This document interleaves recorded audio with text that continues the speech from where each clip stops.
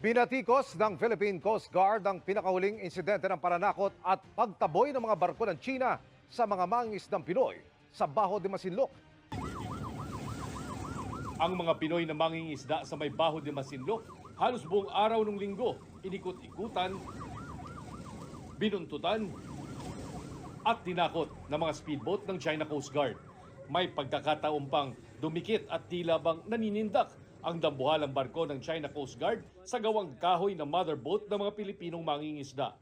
Para sa klolohan ng mga Pinoy, ipinadala ng Philippine Coast Guard ang BRP Cape San Agustin at BRP Cabra kasabay ang MV Pamalakaya. Nagdala din sila ng supply ng krudo, inuming tubig at pagkain.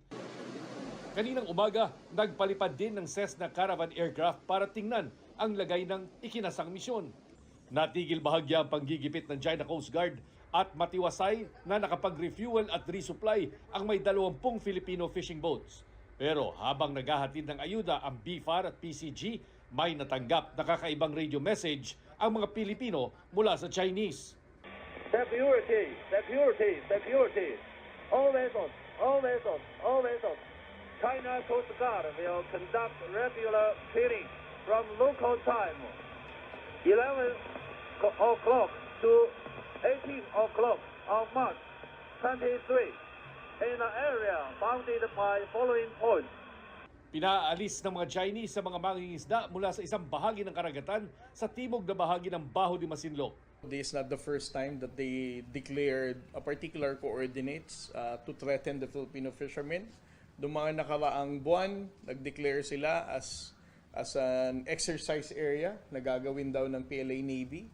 Pero sa buong maghapon na minonitor natin at binantayan natin ng mga mangingisdang Pilipino, wala naman silang ginawang PLA Navy exercise. For me, this is just another threat to discourage the Filipino fishermen. Itinanggi din ng PCG ang balitang galing sa kampo ng China na may binubuong kasunduan kasama ang China Coast Guard para sa isa umanong maritime cooperation. They are continuously harassing the Filipino fishermen. It should be in good faith whenever you discuss something to negotiate. No?